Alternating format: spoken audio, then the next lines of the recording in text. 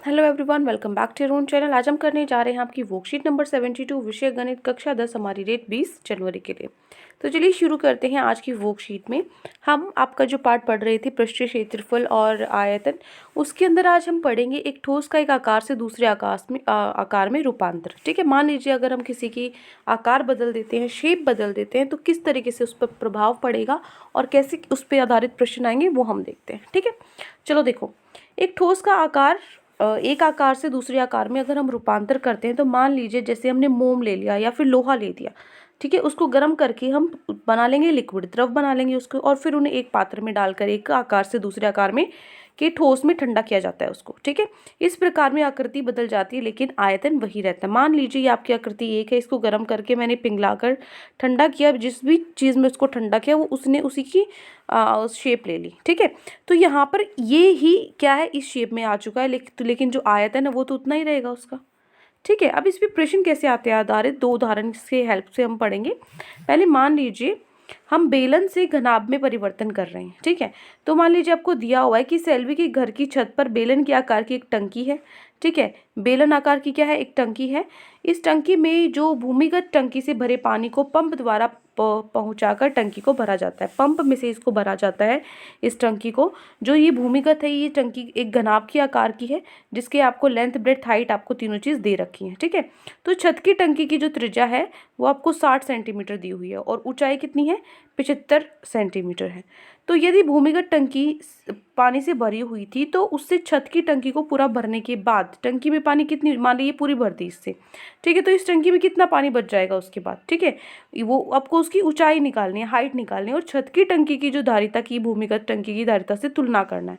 ठीक है ना, इन दोनों का आयतन आपको तुलना करना है। देखो क्या आपको दिया हुआ है, सबसे पहले जो बेलनाकार की टंकी है, जितना पानी इसका आयतन होगा मतलब इसका आयतन निकालना पड़ेगा, उतना ही तो पानी जाएगा ना इसमें। तो जो बेलनाकार टंकी का आयतन है वो भूमिगत टंकी से निकलने वाले पानी का, जितना पानी उसमें से निकला उसके बराबर होगा, है ना। तो कितना पानी निकला है उसका आपको बेलनाकार टंकी का आयतन निकाल लो। क्या होता है, पाई आर का वर्ग एच होता है। वैल्यू पुट करो, पाई 3.14 होता है। आर आपको मतलब जो रेडियस है, जो त्रिज्या आपको 60 सेंटीमीटर दी हुई है, सेंटीमीटर से मीटर में बदलोगे तो 0.6 मीटर आएगा। और आपको जो एच है वो 95 सेंटीमीटर दिया हुआ है, उसको मीटर में बदलोगे तो 0.95 मीटर आएगा। ठीक है, तो भरी हुई भूमिगत टंकी का आयतन कितना होगा, लंबाई गुना में चौड़ाई गुना में ऊंचाई। ठीक है, तो यहाँ से कितना हो जाएगा, 1.57 इंटू 1.44 इंटू 0.95 मीटर क्यूब। ठीक है, तो यहाँ से बेलनाकार टंकी भरने के बाद भूमिगत टंकी में बचे पानी का आयतन क्या होगा।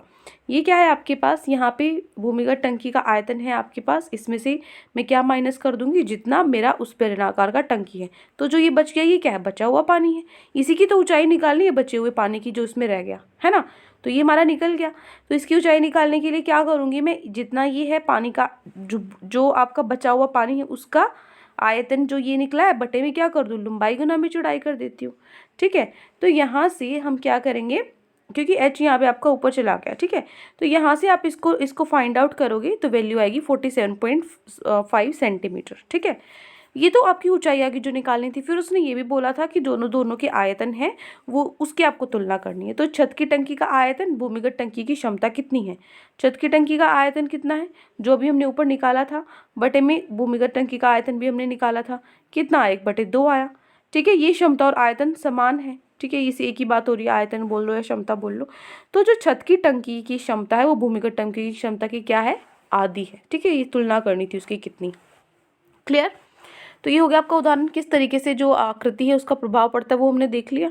अब देखो दूसरा है आपका, जिसमें शेप जो ऊपर जैसे क्वेश्चन में था ना, कि अगर उसका रूप पूरा जो ठोस है, आकृति ही बदल जाती है। मान लीजिए शंकु से मैंने गोले में इसको बदल दिया, तो मॉडल बनाने वाली मिट्टी से ऊंचाई 24 सेंटीमीटर और आधार आपको 6 सेंटीमीटर वाला एक शंकु बनाया गया। ये शंकु है जिसकी ऊंचाई आपको 24 सेंटीमीटर दी हुई है और त्रिज्या आपको 6 सेंटीमीटर दी हुई है। तो एक बच्चे ने इस गोले के आकार में बदल दिया है, तो गोले की जो त्रिज्या है वो आपको ज्ञात करनी है।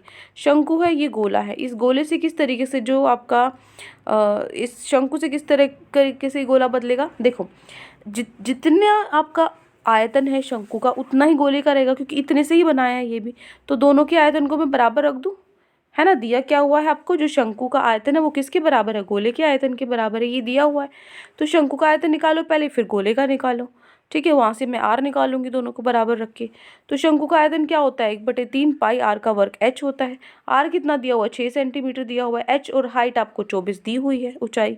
ठीक है, बस इसको हल कर लिया, कितना आ जाएगा, 288 पाई सेंटीमीटर का क्यूब आ जाएगा।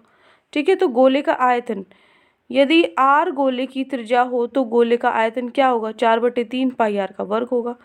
तो शंकु का आयतन क्या होगा, गोले के आयतन के बराबर है। तो यहाँ से क्या होगा, पाई 4/3 पाई आर का वर्ग हो जाएगा, जो इसके बराबर है।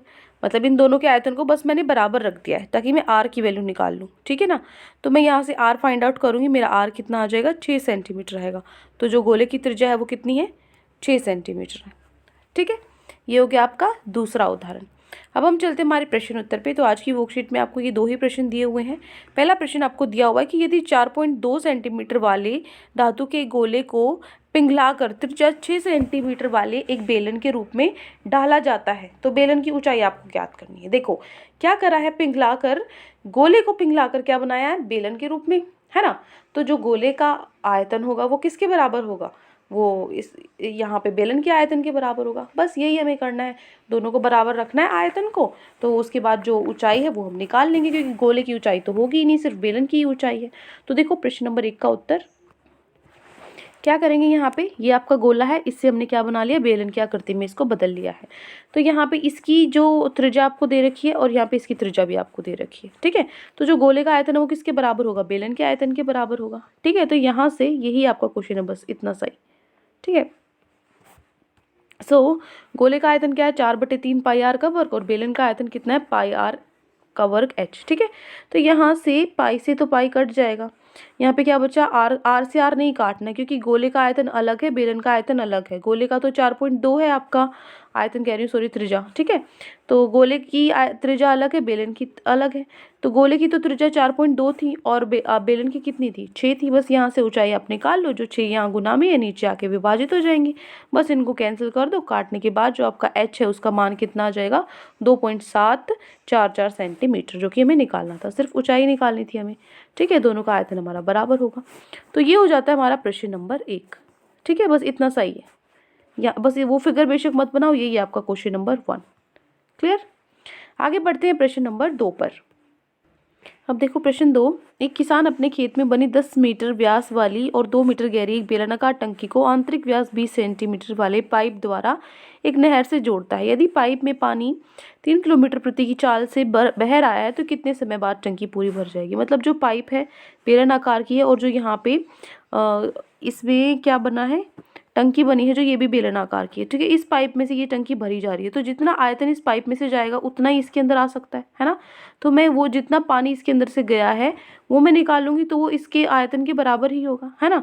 तो कितने समय बाद टंकी भरी जाएगी वो मैं निकाल लूँगी, क्योंकि यहाँ पे आपको स्पीड दी हुई है। देखो स्पीड आपको दी हुई है।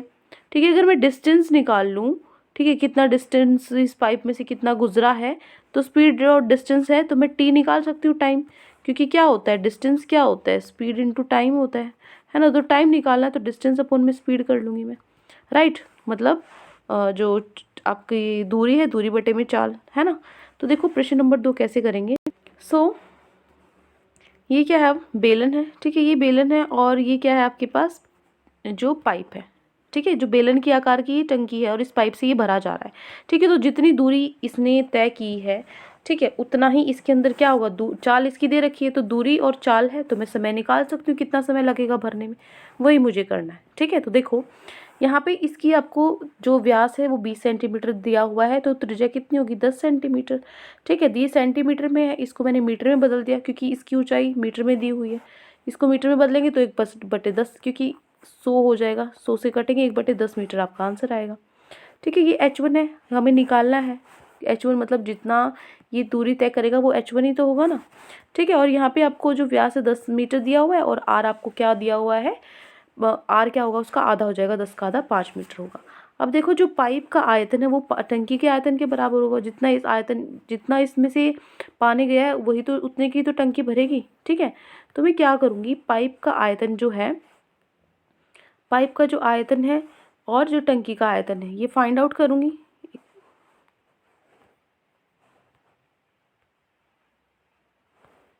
एक मिनट, चलो ठीक है।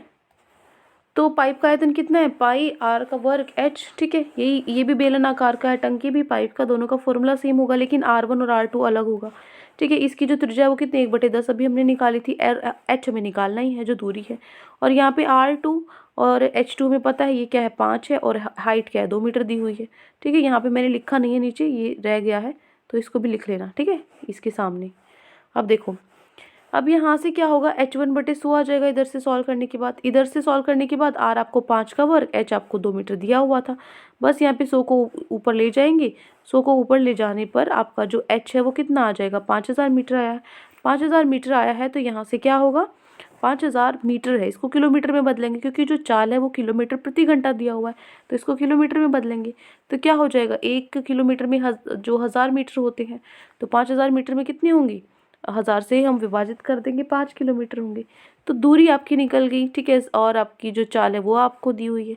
तो मैं क्या करूँगी, देखो प्रश्न नंबर, आप ऐसे कर सकते हो, ये क्या है, दूरी है ना 5, जो समय है वो कितना होता है, दूरी बटे चाल, चाल कितनी है, 3 किलोमीटर प्रति घंटा दी हुई है।